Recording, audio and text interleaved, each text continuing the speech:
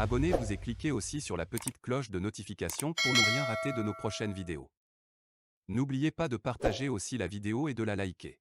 Afrique N24. Togo primature. Un homme abattu lors du passage du convoi de Victoire Toméga-Dobé. Alors qu'elle se rendait samedi dans la préfecture de Yoto, le cortège de Victoire Toméga-Dobé a été impliqué dans un accident mortel. Selon les informations, les éléments des forces de l'ordre qui assuraient sa sécurité auraient abattu un homme, dans des circonstances floues. Depuis plusieurs mois déjà, les autorités togolaises multiplient les sorties de terrain, sur fond de propagande autour des idéaux du régime cinquantenaire. Vendredi 16 septembre 2022, la chef du gouvernement Victoire Toméga-Dobé était dans les plateaux, plus précisément dans le canton de Nivémé à Kalimé. Elle y a visité les installations d'une unité spécialisée dans la transformation de produits naturels en cosmétiques, distribués au Togo et en France. La promotrice, Aimée Tenue, est une belle réussite de l'accompagnement du Fayège Togo. Je suis fier et impressionné par son parcours, ses réalisations et le dynamisme de sa jeune équipe. Son entreprise met en valeur les produits et le savoir-faire togolais. Ce sont un peu plus de 300 emplois, directs et indirects, qui sont ainsi créés. Bravo, a tweeté Victoire Toméga-Dobé. Le 19 septembre dernier, elle s'est rendue à Gadapé dans la préfecture du Kloto. J'ai échangé avec les dynamiques femmes du groupe d'épargne En Avant-Marche, accompagnées par l'Agence nationale du développement à la base, ANADEB. Elles m'ont expliqué comment en se faisant du crédit entre elles sont devenues autonomes économiquement, a tweeté Victoire Toméga-Dobé. Avant l'étape de Gbadapé, Madame Victoire Toméga-Dobé était la veille dans le Yoto, apprend-on de sources locales.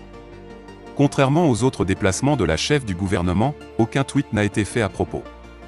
Était-ce un oubli? On ne saurait le dire, mais une chose est certaine, ce déplacement a été marqué par un incident grave, très grave. Selon les informations, un homme a été tué lors du passage du convoi de Victoire Toméga-Dobé. Les conditions du drame divergent. À en croire des témoignages, le convoi se rendait à Tabligbo. En attendant l'arrivée de la voiture à bord de laquelle se trouve le Premier ministre, des agents des forces de l'ordre s'assuraient de la fluidité du passage. Ils ont demandé au monsieur de quitter la route parce que le Premier ministre va passer. Mais à l'endroit où il se trouvait, il lui était impossible de sortir de la route sans risquer de tomber parce que c'était un endroit escarpé. Le temps qu'il cherche un endroit pour sortir de la route, il a été abattu. Quand on l'a retrouvé, on croyait que c'était un accident parce qu'il gisait dans son sang. C'est avec l'impact de balle qu'on a compris ce qu'il s'est passé, rapporte une source. Une autre nous apprend que lorsque la famille de la victime a voulu voir clair dans cette affaire, il lui aurait été répondu que ce ne sont pas les éléments des forces de l'ordre qui ont tiré, mais des milices. Une autre nous informe qu'au sein du gouvernement, on sait seulement que le convoi du Premier ministre a eu un accident qui s'est soldé par la mort d'un homme. Rien n'a été communiqué pour nous permettre de dire qu'il s'agit d'un riverain ou d'un membre du convoi, explique la source. La confusion reste donc entière. Mais ce qui est déplorable, c'est que le gouvernement n'a pas voulu communiquer sur cette affaire. C'est bien triste de la part de ceux qui, lors de leur prise de fonction, ont juré de gouverner autrement. Du côté de la famille éplorée aussi, on reste silencieux compte tenu non seulement de la douleur, mais aussi de la perte occasionnée par ce drame.